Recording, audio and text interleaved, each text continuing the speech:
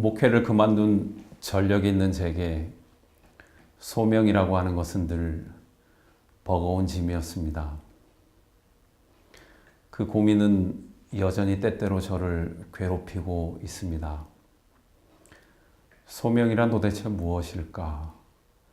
과거에 받은 소명은 현재에도 유효할까 하는 질문들을 종종 해보게 되죠. 사울과 다윗을 보면서 제 자신을 자꾸만 돌아보게 됩니다. 거짓 소명을 지어내는 사울과 과거에 받은 소명을 날로 새롭게 했던 다윗. 도대체 그들에게는 어떤 차이가 있었던 것일까요?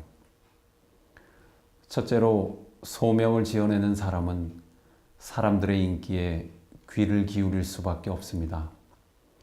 그러나 소명을 새롭게 하는 사람에게는 하나님의 평가가 무엇보다 중요합니다.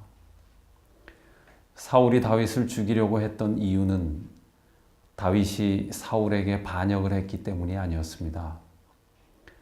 그저 사울의 죽인 자는 천천히요 다윗은 만만이로다 라는 여자들의 노래 때문이었죠.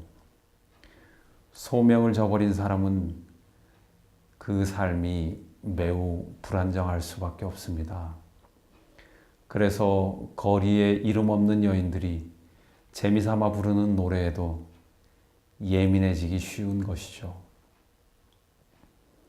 히브리 11장에 보면 어떤 이들에 대한 기록이 나옵니다. 그런데 흥미롭게도 그들은 이름이 없습니다. 하나님을 위해 그렇게 엄청난 고통을 당했는데 성경이 그들의 위대한 헌신을 기록하는 것이 당연하지 않겠습니까? 그런데 성경은 그들의 이름을 언급하지 않아요. 그리 아니하실지라도 그들은 아무렇지도 않게 고난의 삶을 자처합니다. 왜 그랬을까요? 그들에게 세상의 평가는 중요하지 않습니다. 전도자의 말대로 한 세대는 가고 한 세대는 또 오는 것입니다. 시간을 빌려 쓰는 인간들에게 우리의 삶을 맡길 수는 없는 것이죠. 그렇다면 시간의 영원한 주인에게 내 삶을 의탁해야 하는 것 아닐까요? 그렇기 때문에 사람들이 나에 대해 무엇라고 하는 것은 그다지 중요하지 않습니다. 하나님 앞에 설 때 하나님이 무엇라고 할 것인지가 중요한 것이죠. 둘째로 소명을 지어내는 사람은 자신의 위치를 위협하는 정적의 제거를 위해 자신의 평생을 바칩니다.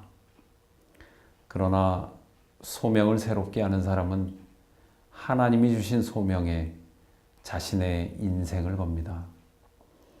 사울의 죽인 자는 천천히요 다윗은 만만이로다 라는 노래를 들은 이후로 사울은 죽을 때까지 다윗을 죽이는 일에 헌신하게 됩니다. 그가 비참하게 죽을 수밖에 없었던 이유도 어쩌면 그의 빗나간 헌신과 열정 때문이었죠. 참으로 안타까운 일입니다. 그렇다면 다윗의 삶은 달랐을까요? 다윗 또한 도망 다니느라 정신이 없습니다.